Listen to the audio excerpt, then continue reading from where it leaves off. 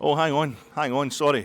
Forgive me for trying to talk to you when the real star of the Fatigue podcast is just off stage there, just off to the left there. I'll get him on for you if you just hang on there. Can you see? There he is. The man who sweeps. The sweepy man. I tell you, it's a Techno Viking for that video in Berlin in the year 2000. He's come over here to ruin my life. He's hunting me down every podcast. He decided he would torture me for the rest of his life. But you all seem to love him. He's the guy that you all love. All the requests I get after my post-match reaction pod straight side Ibrox. If the wee sweepy guy's no there. I mean, he's no wee. He's huge. The guy in the truck's wee, but the guy himself is actually colossal. Big kind of Viking type fella. Oh, where is he? Where's the sweepy guy? Oh, where's the wee sweepy guy? I like your podcast's absolutely crap with the wee sweepy guy. Well, there he is. There you go. That's you. Can you hear him? There you go. That's it. He's wee Belisha beacons flashing away there, yellow. Oh, the brushes are up. He's lifted the brush up because he's gone into the gravel in that car park there. That would cause absolute chaos. It'd be terrible if somebody was to jump in there and nick the keys and get in there. Am I bitter? Am I being nasty? Am I feeling no? Because Rangers won. Rangers are a fantastic victory. Kapow! Take that, Alloa. Yeah, too bad the Ant-Man wasn't playing tonight. You know, Ant-Man and the Wasps. The Wasps, Ant-Man. The guy just got out. He actually has got a top knot. The guy in the sweepy truck, he's got a top knot, so the Viking thing's kind of continuing. I know it's more Japanese, the top knot, but just that kind of general ancient warrior type, looks a bit samurai. I don't want to talk about the game, really, and what's happening here is I'm trying to work out if I should do the big, massive, 20 minutes of rambling. I mean, my pods are just rambling anyway, even when I think I'm going straight for the detail of the Rangers game in hand. But I'm wondering, is it bad enough to merit me having to get rid of visiting Celtic fans? I don't think so. We won 4-2 in the end, so that's probably no slagging, ultimately, or not enough of a slagging for us to get lots of extra Celtic visitors tonight. And I keep wanting to do that half-hour pod, last night's preview pod, an hour and 20 minutes. I just met my mate Robert there. He bumped into him. He's in the main stand as well. He came here, we chat, and we're just standing there chatting. And he was telling me he watched last night's pod. And instead of me going, oh, that's great, mate, thanks for that. I really appreciate you watching the pod. I'm thinking, oh, God, that's embarrassing. It's bad news, but I'm thinking, oh, that's embarrassing. But I think he was talking about one of his mates had been running to the place, running to his, and they were, having a wee drink to the wee small hours. And when his mate went away, he stuck on my pod about 3 o'clock in the morning. I'm thinking, there was more than drinking on there. There's obviously some hallucinogenics. I've been imbibed there to make him want to sit and watch my podcast for 3 o'clock in the morning onwards. It was the heat. It was just the heat, folks. I knew the manager's presser. I wait for the manager's pre-match presser before I do my wee podcast, my preview pods, to see if there's any interesting team news of that. And that was done by, I think, about 2 o'clock in the afternoon. I'd certainly seen it by 3 o'clock in the afternoon. And the idea was, bang, it'd be done by 4. You'd have the podcast up there 24 hours before this game kicked off tonight, and you'd be able to say, and it'd be like, 35, 40 minutes, punchy. The way it's supposed to be a proper Rangers podcaster. You could take all that and we could have a wee bit of chat, and everything would be absolutely fine. You get plenty of views and plenty of likes and a bit of chit-chat back and forth. But as the night was going on, I find myself, I'm making more mistakes than usual, So I'll just start again. Next thing I knew, it was like 6:30. I'm going to have to go on my tea.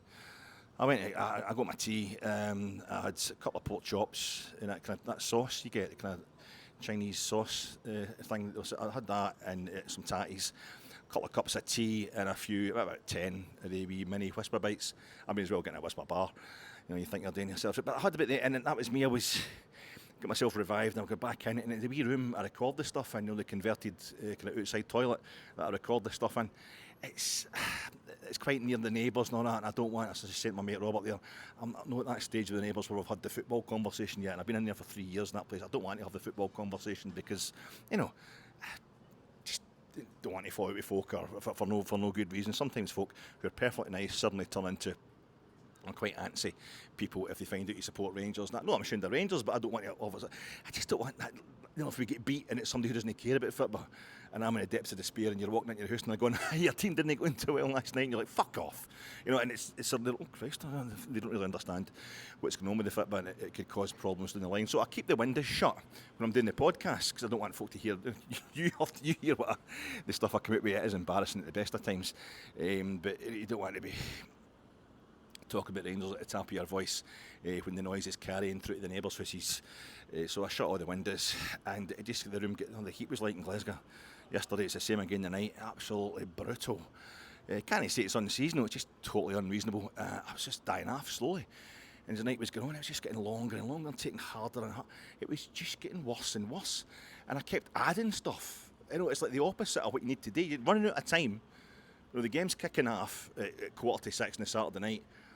And it's now like getting towards 9:30 on the Friday night. You know, less than 24 hours to the game start.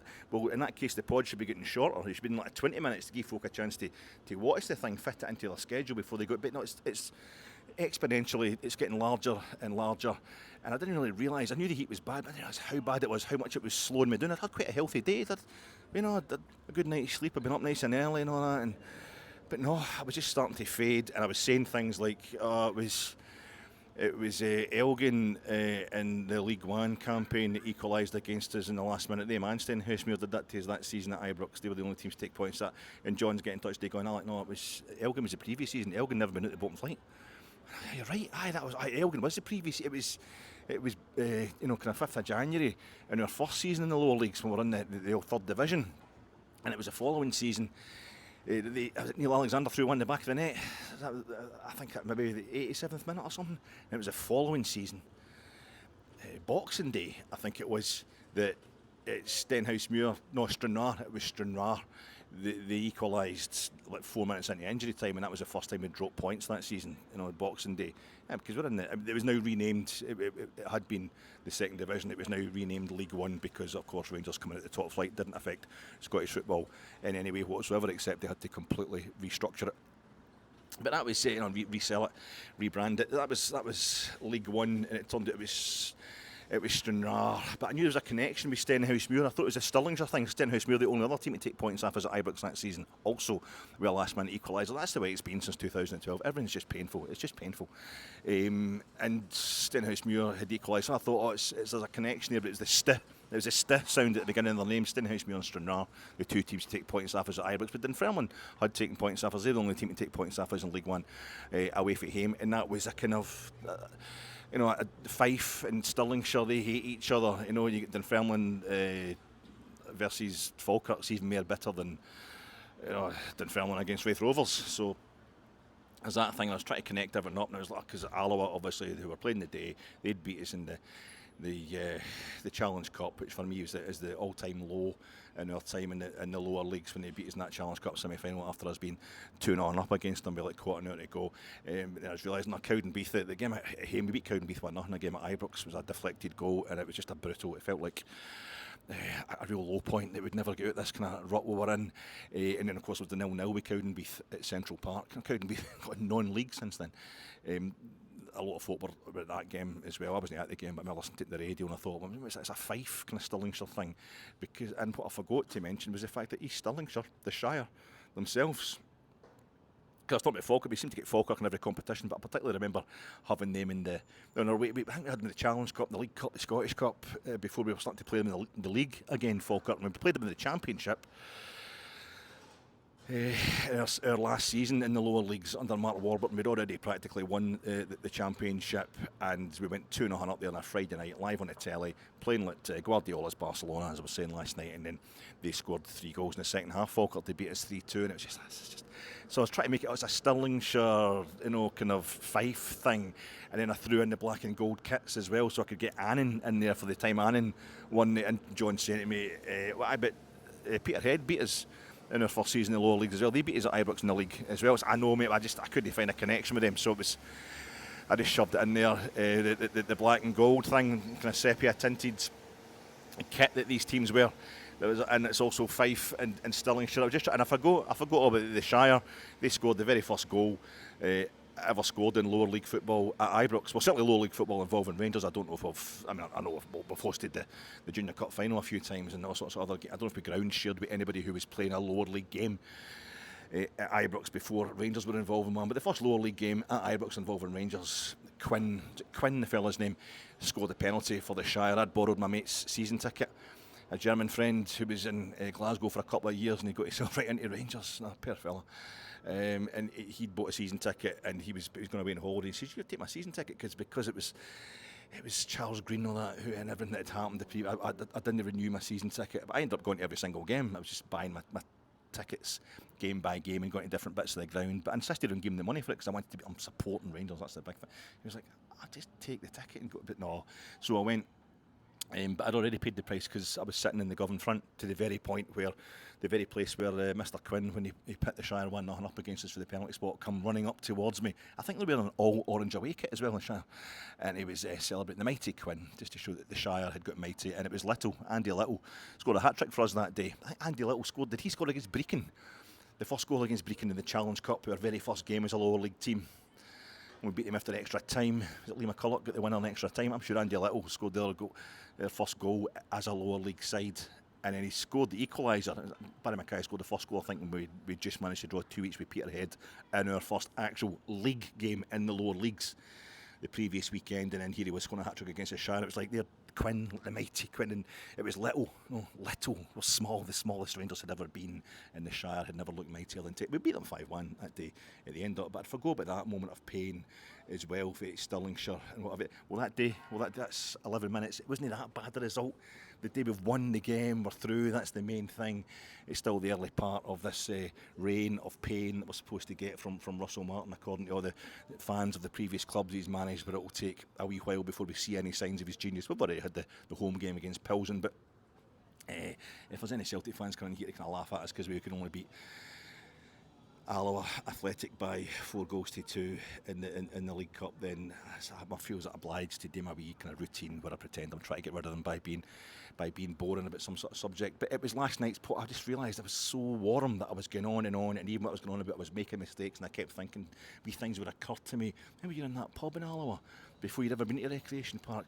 Oh, I remember you were in that pub in Stirling and we were talking about boys for Alloa coming in to cause trouble. I could link these things up. This would be really fascinating. And I realised I'd spent like 25 minutes talking about pubs before I'd actually managed to talk about Rangers playing Alloa Athletic. How you doing, folks? This is your Fatek. Rangers have won your Fatek immediate post. Rangers have won their first domestic match of season 2025-2026. Reaction pod coming to you in association with Gersnet. Check out Gersnet. Last night it was Ben and it was Colin doing the preview pod, and tomorrow night, Sunday night, 9:30, the preview show. Sorry, the flagship show was a preview show last night on the YouTube channel. Tomorrow night, Sunday night, it will be 9:30 p.m. Sorry, all over the place. It's going to be Scott and Ross doing the reaction pod, and it'll be a lot better, a lot more cohesive, their little podcast about tonight's game than mine. And that'll be 9:30 on the Gersnet YouTube channel. But I'm sponsored by Gersnet, as I say. I'm also sponsored by Brown Bins. The Brown Bin. The Brown Bin, that's tomorrow. That's to get picked up tomorrow, so I'll be picking that out the night when I head home. Brown Bin, just for an extra £50. Extra £50, you can get your grass cuttings in there, as well as your potato peel. You can just do your tatties, just peel your tatties, chuck it all in a wee bin in the kitchen, and you take it out every now and then when it gets full, and you put it in the brown bin. But if you give them £50 a year, they will come and they'll let you put your grass cuttings in there as well, bits of stuff for your wee garden. They can go in there and they actually come to the door and pick it up. These guys, every Sunday they come, they pick up one of your bins, but the brown bin I find is definitely the best. I mean, it's all part of Soros and Schwab's kind of plan to, it's the great replacement theory. It's World Economic Forum's conspiracy, just making us all happy to be stuck in our houses or making us prisoners in our own little golden cages. But I find it's really handy, a great wee service when you're of my age. So I'm sponsored by the Brown Bin. My name's Alec Anderson. Long afloat on shipless oceans, I did all my best to smile till your singing eyes and fingers drew me loving to your isle. For you said, swim to me, let me enfold you. Here I am. waiting to hold you. And I'm talking to you directly after, not directly, I was talking to my pal Robert for ages there, so it's actually getting dark now. Poor Robert, he's trying to get to a party and I'm yakking the face off him. I'm talking to you after Rangers beat Alloa Athletic by 4-2. No extra time required in the last 16 of the Scottish League Cup to put ourselves through the quarter-finals, where we will undoubtedly draw Celtic at Parkhead and absolutely scud them. And that'll be it. There's no way they're winning a treble. That's sorted out straight away, and that'll be the point wherever he goes. This guy Martin, he clearly knows what he's doing. I feel as if it's the opposite of what I was going through last night. It's the opposite of what we're going through with Russell Martin. It was just getting so warm, and I didn't realise I was making more and more mistakes. I was quite comfy. I was quite happy chatting away about my times in Stirling and the connections with Alloa. I thought it's quite cathartic to try and get it out of my system as well, because your time in the low, it's quite triggering getting Alloa in something that's pretty bad. But I feel it's the opposite of what's happening with Russell Martin. We're all moaning, everybody's up in arms and it's just no good enough, and this is shocking, this guy couldn't run a menage, all that kind of stuff. The tactics, the players don't, the tactics, it's a bit like that line for, what do you call it, Apocalypse Now, son, I don't see any, was it methods at all? Is it methods? Charlie Sheen saying to Marlon Brando, you disapprove of my methods. Sir, I don't see any methods at all. I think that's what it is. That's what the Rangers supporters generally saying towards Russell Martin. But he's moved us through the quarter-final, last day of the League Cup there, and he's got his one tie away from the Champions League, the group stage of the biggest competition, club competition in world football. I mean, okay, it might as well be a mile. It might as well be like 15 games away from it, because if we don't get past Bruges, it's going to be a really tough tie. But he's moving us on. He's getting us on. I know we've been dropping points. We've been dropping points for the past 2 league games, but I mean, that's us won a domestic game. Let's put it that way tonight. When have we no drop points to teams? I think it's going to be worth it. I think we're so upset. We're kind of so in the face of how bad things are going. With Russell Martin just now, we're not realising that we are coming together. Things are gradually kind of starting to get better. I know it's a terrible night in Pilsen, but if we were that bad, if we're so bad, how come we only get beat 2-1? How come we only get beat 2-1? Because they're terrible in front of goal. Well, that's they, man. Panathinaikos were terrible in front of goal. Dundee and Motherwell also terrible. We're doing something. I think we're doing something to put them off scoring too many goals against us. But we're now lost 2 goals in 2 successive games after drawing 1 each in 2 successive league games. That's us now conceded twice. This isn't good, Alec. This isn't good. But as far as I'm concerned, we just don't know. It's as we've been warned by all these Swansea fans, all these Southampton fans, even as I was just talking to my pal Robert about there, all these Leeds United fans telling us how the 49ers Enterprise is how Parag Marath works. At first you think, this is totally an underwhelming appointment. This is really bad football. I just don't see it happening at all. But gradually you realise, no, it is actually happening. I'm still waiting for the moment. Maybe it'll be beating Bruges. Hopefully it'll be beating Philippe Clement's team. He's no manager just now, but it's Philippe Clement's kind of alma mater, Club Bruges.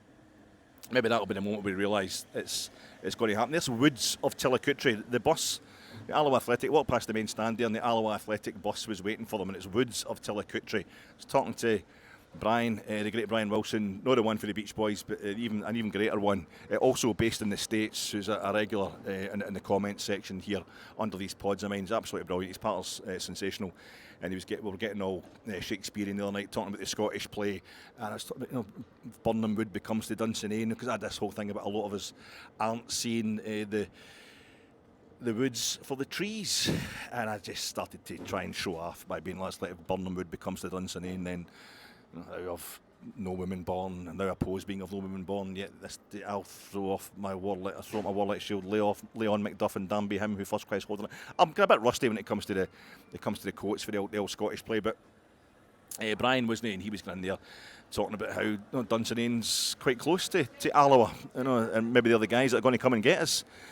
Just like Mr. McBee, but no, it was Tillicutri, and it was Woods. It was the Woods we're moving towards, isn't it? Because my whole thing is that Rangers, we're getting ourselves caught up in the kind of details, how things are going wrong. How many of you thought it was going to be Max Aarons playing at left back tonight, and you were wetting yourself when you saw that team coming out?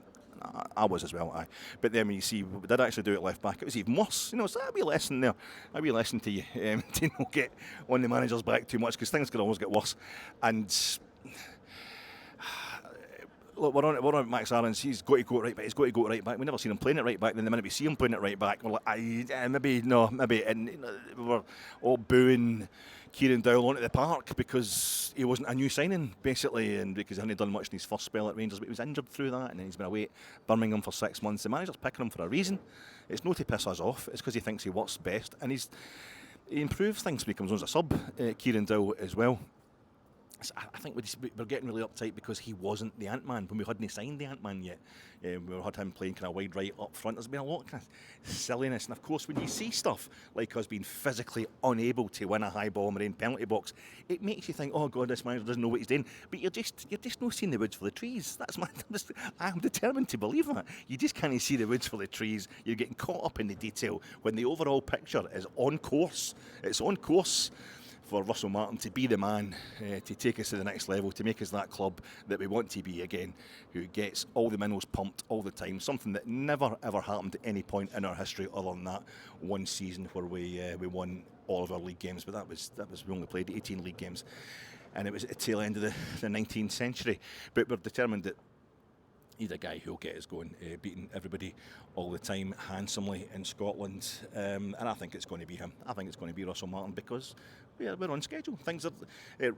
Robert, my mate, I'm going to keep name checking him. He was talking to me. He was saying that he'd seen was it someone follow a Southampton fan or something, or was it a Leeds fan? I think it's a Southampton fan. He was talking about saying it's the 10 games. It usually takes about 10 games.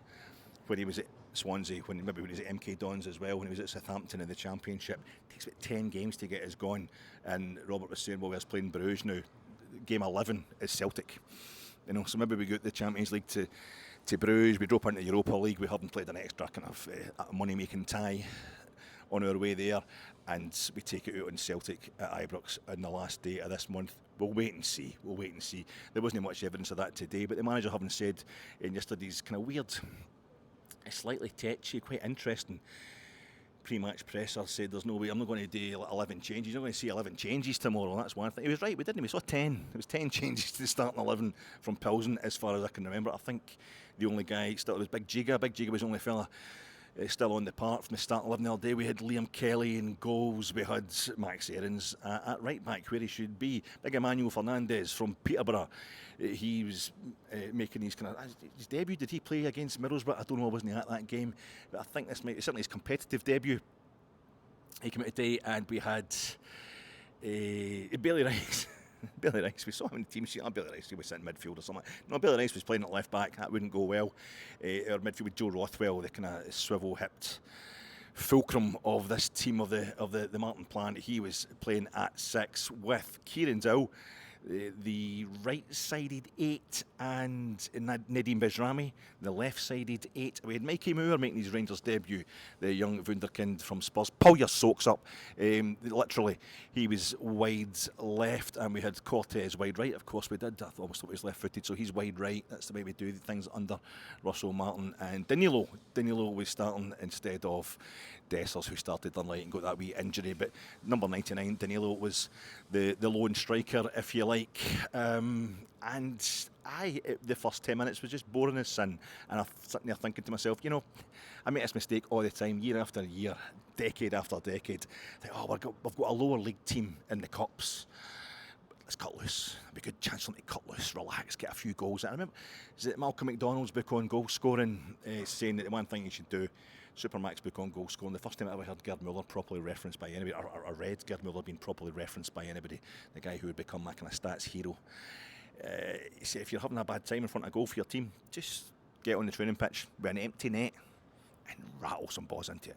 Just rattle the ball into the back of the net. Just get yourself going again. Get that instinct, that muscle memory going again for putting the ball in the net. No keeper, no defenders, just you, a ball, and an empty net. I mean, if you're playing for Newcastle, whatever, they could probably afford about a dozen balls, so you can batter them into that empty net and then get one of the trainees to put them back out at the edge of the box for you. But and I thought that's how we should treat. We should always treat a kind of lower league team. Get out there and don't be ashamed of the fact. Not when you play 5-a-side and somebody doesn't turn up and it's 5 against 4. The 4 always end up winning because the 5 are kind of embarrassed that they've got a man extra. Don't be embarrassed. Go out there and give them a total pounding to just loosen up the muscles and that. But it's not the same. It's not the Rangers 11. It's not going to be the starting 11 that we put out every time. I forget. We're going to field the reserve we're going to field the second stringers, we're going to field the guys who are in the periphery of the first team. And they're going to be rusty, they're going to be nervous, they don't obviously have any experience of playing together as a team, so it's just going to be, and that's fine. It was rusty, it was boring, it was far from perfect, it was pretty awful at times, but you know, that's keeping it within the plan, keeping it within the Russell Martin plan. He says there's going to be pain, there's going to be a lot of pain, not just for the players, for us, that's what he meant, and that was painful tonight. I'm sitting there and I'm sweating like I'm the beautiful weather and all that, and I'm complaining about this kick-off time. I hate the tea time kick-offs, but at least it means tonight it meant I wasn't passing out. If that had been a 3 o'clock kick-off a day, I would just have died. In this heat, the 24 stone not helping things, but the heat was absolutely brutal. The sun was out. I didn't bring my baseball cap. I just jumped through the house into the motor and thought, how at 5:30 at night can I be needing a baseball cap, walking for the car to Ibrox? It was utterly roasting. I was getting, you know, old ex-ginger, old baldy ex-ginger. I was getting absolutely roasted. I could feel it going. By the time I got up into my seat, I was absolutely, I was sweating. It was not pleasant. It was not nice at all. It was dripping, you know what I mean? And I've got somebody sitting one side of me. The whole place, the crowd, I think, was sub 30,000. It was maybe round about the 30,000 mark tops. There were spaces everywhere. The entire row behind me, empty. But the row I'm in, everybody turns up. So I'm squeaking. They've got folk either side of me, and I don't want to say, I don't want to move into the row behind me. And they're like, what are you sitting there for? I'm like, because I'm totally sweating, it's pure clarity. Because that'll be me marked. They'll be like, that sweaty guy's going to sit next to me. I don't want it, it's no nice, you know. So I was the last one to sit down, you know, applauding the team onto the park and all that, and as it's kicking off, I'm, go on, Rangers. I didn't want to sit down in case I was greasing all over folk. So I think that's kind of summed up the experience tonight. We got there in the end, nobody said anything to me anyway, but it wasn't comfortable, it wasn't pleasant. It was just getting through it. It was just a process, just ticking another game after the list. The idea that there was some kind of cathartic leathering of Alloa Athletic was going to take place. They didn't even wear their black and gold, their Wasps kit. Alloa Athletic, they wore all white. Everybody, as Dundee, were all white. The Pilsen wore all white. Panathinaikos, they wore a white shirt with their green shorts when they came to Ibrox. So it was, I think Bruges, they were all white in that friendly as well, didn't they? So it's just mostly been all white teams coming to Ibrox, and it was just really boring. It was so boring. It was trepidation. We ended up, the game fell into a pattern where it was a bunch of, it was like a kind of snooker table. I know it's the wrong number. There's too many reds to make it a football team, but it was like Alloa were the red balls, and we were the frame, the triangle frame, like before when the referee's placing all the balls on the table. We just kind of gathered round them almost in a kind of V shape, keeping Alloa where they were quite happy to be, just like Dundee were as well. And it was very horseshoe. It was very Gio's horseshoe. The ball just getting rotated. Joe Rothwell, there's one thing Joe Rothwell can do, it's swivel. It's take that ball, turn around, swivel, and play it to somebody up the left-hand side or up the right-hand side. Every now and then he goes through the middle, you know, but he will cover the acreage, he will cover that part, the kind of prolapsed groin really of this Rangers team, this system that we're playing under Russell Martin. I bet when he's in the house and all that, you know, Russell Martin, he'll tell the wife, not behind me, just behind me. I mean, in the kitchen and stuff like that, when she's like, what you actually done already, Joe? He's like, no, wait till I've turned round, I've told you, just take it behind me, so I can then, is that my dinner ready? Right, I'm ready, right? Is it that plate there, is that yours? Or is that plate there, that's mine? Because that's what he'll do, no, I'm going to take the weigh-ins, you know, as he moves forward. But Russell Martin has had Joe Rothwell under his tutelage before at Southampton, and it shows he's the guy that's making it all happen. He's the guy that knows the pattern. He was playing at 6, and he kept shifting that ball up the sides where Nadim Bajrami was, and Mikey Moore was kind of, and then he would get it back, and he would hit it out there to Kieran Zill, who was,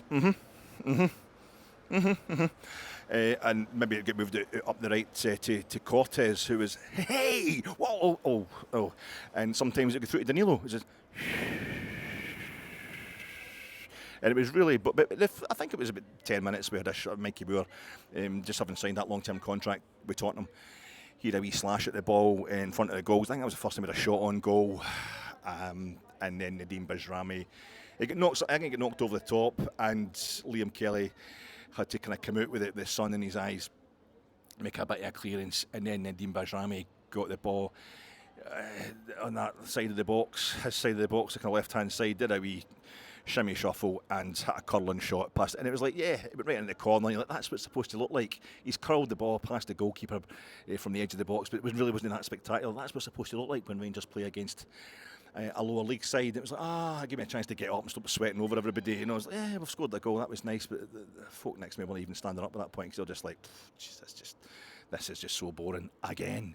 But we're taking the lead, and then I think I think when I was even as a kid, I don't know when you were like being a kid. Was that what you saw things happening, like real things, very, very kind of horrible things you probably shouldn't have seen as a kid. Like you're in the street. I remember the first time like seeing somebody, like two grown men fighting in the street. It was like, and just being like, it's a joke.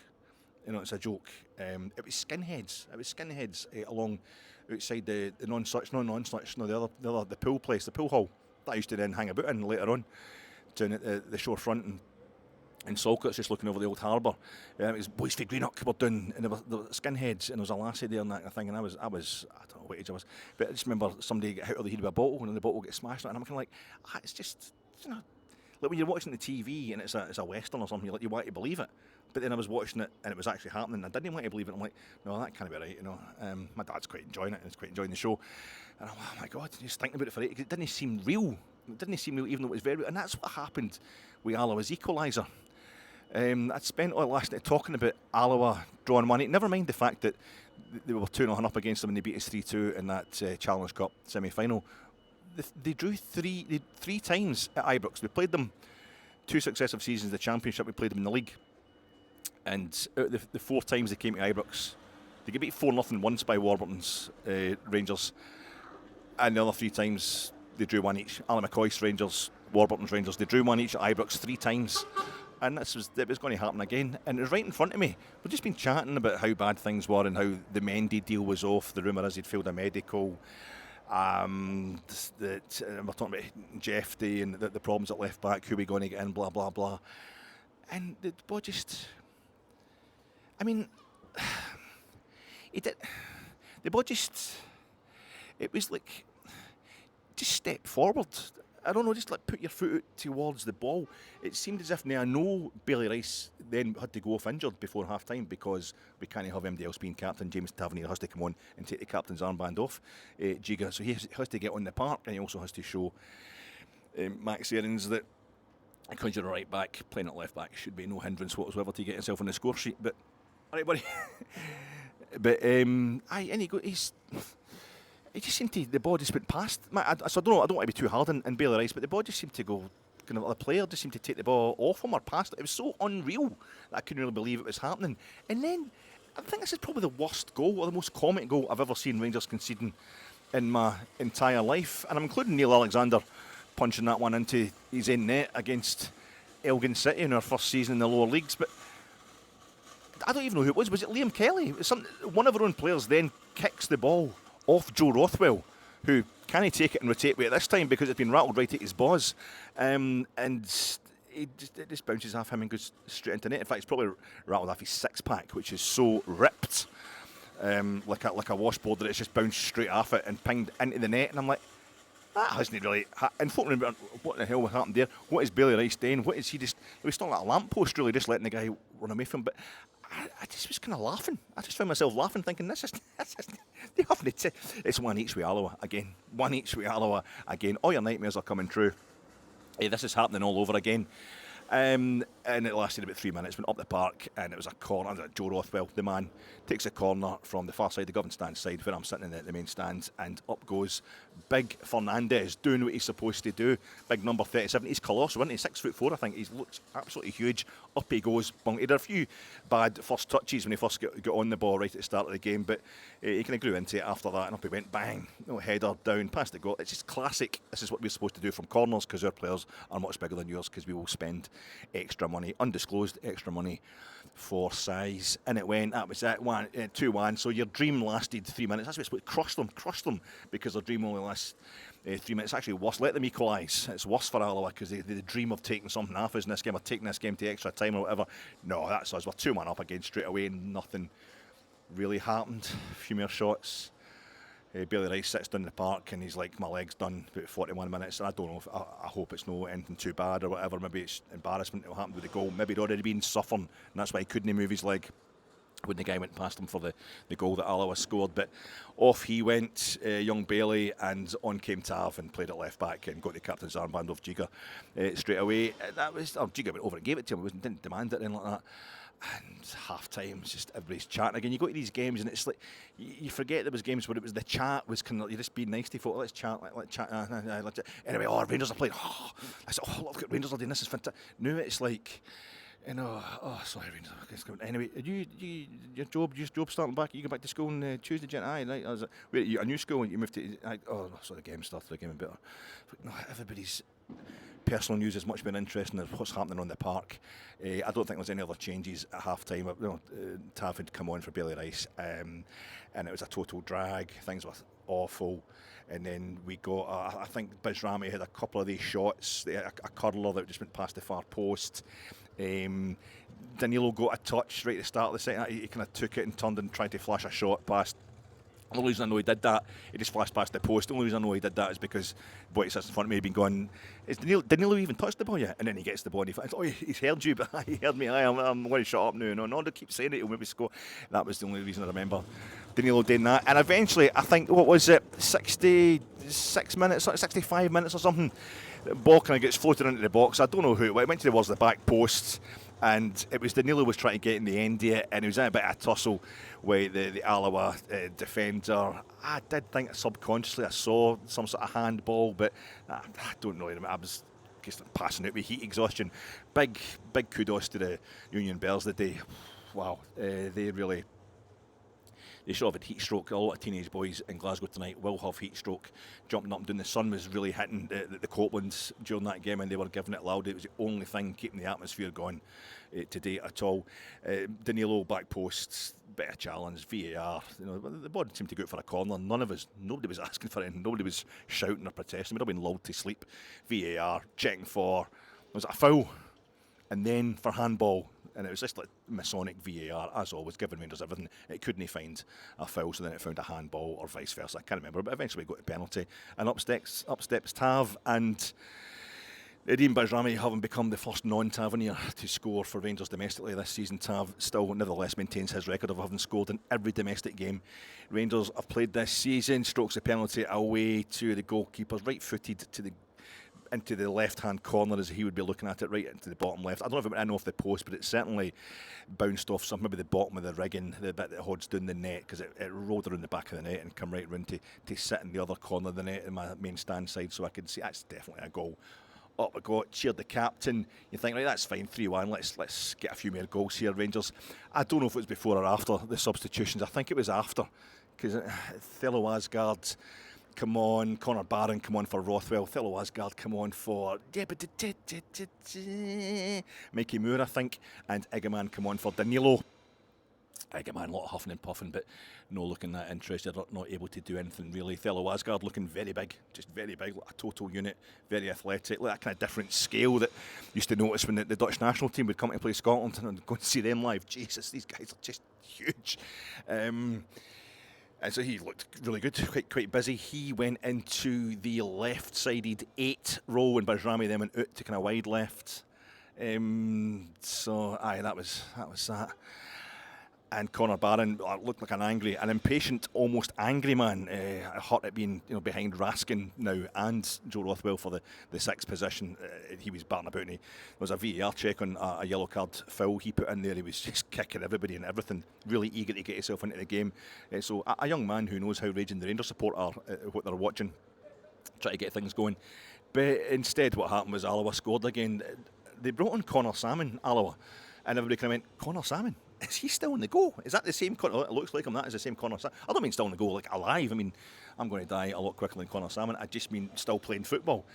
And it was almost like he heard us, because he went through and he had a shot. I mean, as I said to my pal, he can't go through. Connor Salmon's no a kind of age. He was never of a flexibility, but now he's definitely of an age that can't go through on goal. All right, mate. See you later, pal. See you later, buddy. He's of an age that can't go through on goal, but we somehow contrived to get him as if he was going through on goal with a lump over the top, and he has a shot on goal. That you're thinking that could have It went past the post. It looked kind of tame, but how's he got in that position where he's kind of outside the box and able to get a shot in on goal? And they got a corner eventually. Alloa, we didn't heed our warnings, and it's got to be. We've got to have learned stuff for Falkirk, for Dundee last season. Get my dark blue teams mixed up. That's my next preview pod. Starting to pull the teams together. In comes the corner, and they just, I don't know, was it a flick on? Was it another car crash? Not as much a car crash as the first goal. This was the first goal was more of a total pile up, but this was a wee dent, a wee dink in the supermarket car park. It's just we can't. Central defenders can't win in. You know what I mean? So maybe it's no John Souttar's fault because Giga was playing today. Big Fernandez, one of the biggest guys I've ever seen in my life. It's the mark and it's the way we're playing. I don't know, just disjointed, but we look as if it was the same the other night against Pilsen. We didn't lose a goal every time someone went into our box against Pilsen, but my God, we lost that goal tonight. And the greeting and all that, the mumping and the moaning about Jeffy being sold. I mean, he was culpable for the goal we lost the other night. He's been culpable for a few goals that way. Maybe he will turn into, I think he will turn into a tremendous player that goes for tens of millions, Jeffy, but him going is not the problem at all. It's just, I think that's where we're seeing most strikingly the new system, the amount of brilliant tactics, I think almost scientific tactics that the players are having to take on from Russell Martin. It's overpowering them just now. It's taking them a while to learn all this stuff. That's why it's too much brain power they're exuding. It's a whole new team we put out in the park today. The 11 will probably, the starting 11 certainly will probably never play together again, so we can take that, but it's Alloa are League One. You know, we've had the excuse the past 2 weeks in the league. The excuses haven't worked. The past 2 weekends, Motherwell and Dundee, also new managers and a whole lot of new players, so a whole lot of new things to take on board. We weren't having it then. We can't be having it today either. It was just horrific. The goal that we lost, and you're thinking, is this going to go to extra time? Extra time and penalties that Saturday night. Get yourselves to Rangers. But no, we went up. We brought on. I think Cortez went off, and on came young Findlay Curtis, and he's been scoring regular at Ibrox this season, friendlies, European games, whatever.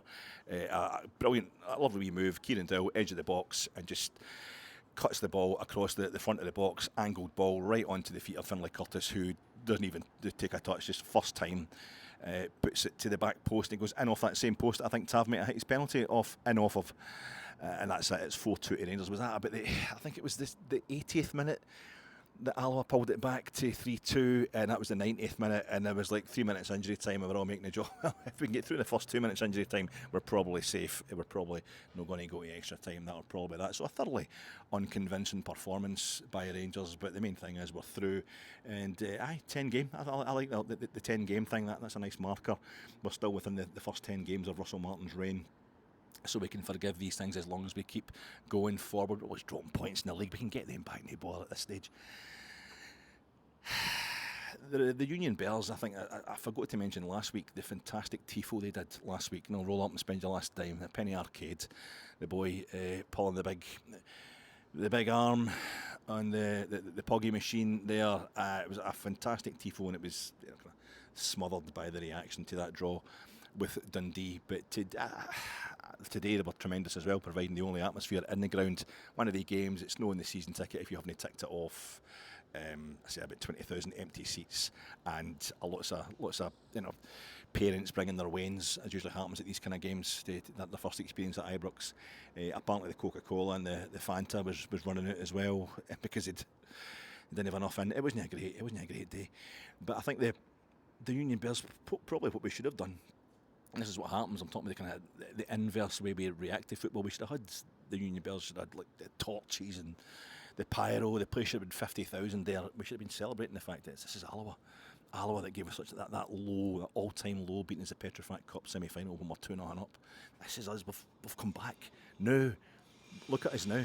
It's the Champions League. We're on the cusp of playing the Champions League group stages. We've got Bruges coming here at Ibrox. Even if they gob us, we're back playing. This will be the second time we've qualified for the Champions League group stages since we played Alloa in the Petrofac Cup. And I know you can't just be judging your team like that. That's not how you should set your ambitions. If you're not going forwards, you're going backwards. You can't keep living in the past, even if your past was successful. And you can't keep saying, at least we're not in the third division or the second division or whatever. I know that's not going to get us anywhere, but sometimes you do require to get a wee bit of context, a wee bit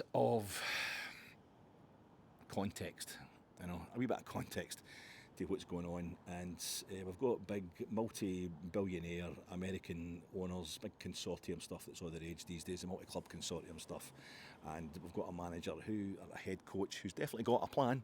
We're just not really able to see it yet. We did see it the Pilsen home game, this idea that we've never seen anything, that's also bogus. The idea that we used to beat minnows, we used to beat lower league teams, like absolutely destroy them all the time before we went into the lower leagues is also completely bogus. It's randomly, I was struggling to beat Brecon City, a shitty Saturday afternoon game in the Scottish Cup or something like that with Brecon City here, and there was a lot of Aberdeen fans around the Brecon end that day. I think we beat them 2-0. I think Alan Johnson was on the cover of the programme that day. I must have bought the programme. I always think about him and think about that game. Maybe he scored, but it was kind of, the place was half empty. We struggled, but we won by 2 clear goals. And Brecon would probably been the bottom tier or the second bottom tier at that point in time. This was in the middle of I think it might be under Advocates, during Advocates' reign. I think I'm going to forget about the journey. Just going to kind of let it go. But we'll not really let it go until, I would say, probably we retain the league title, maybe win a wee treble or something like that, and then that's it. We'll feel as if we're back. But Alloa, well played. They played really well today. Alloa, they did themselves proud. We didn't do ourselves proud. We just made sure we got ourselves through to the next round of the League Cup, and that is the main thing. Listen, folks, that's a sub. Oh, I'm going to get sub 50 minutes. If I'd been a bit sharper, I could get sub 45 minutes. Just as Rangers are heading towards peak performance at some point under Russell Martin, I'm heading towards a fast, a really fast, punchy podcast of the kind you deserve. You've been doing a lot of listening to me recently. The Saturday night kickoffs are absolutely murder. And then you get the Tuesday night in Europe, so I'm trying to get post-match reaction and previews to BFV games in there. And it makes, instead of me getting quicker because there's less time, it just makes there's more to say, and I just get slower because I'm getting more and more tired. So thanks very much to everybody for sticking by me. Thanks for your comments as well, folk getting in touch. It's been really, really nice to the pod. So I'm glad. The main thing is we're through, folks. Hang on in there. I'm not going to panic until we take a real scudding or we actually get eliminated out of a competition properly, not officially. A lot of folk think we're out the league already. We're not. And we're not out the League Cup, and we're not out the Champions League. Things are ticking along, and it's all going according to plan. Yeah, it is. The plan is it'll start badly, so it'll be a bit boring. It'll be a bit ropey to watch. It'll not be enjoyable to watch. Said that Swansea City supporter. Remember the Swansea City podcaster saying, older fans especially will hate it. Your older fans will hate it. I thought, you're a wee Republican or something. You're totally hating Rangers and you're trying to... He was on the Rangers review because he was just giving it, it'll be awful, you'll hate it. Your older fans will just... Rangers fans won't stomach it. But I think it was genuinely meaning because you're used to winning all the time. Whereas at Swansea, there's a bit of give and take there.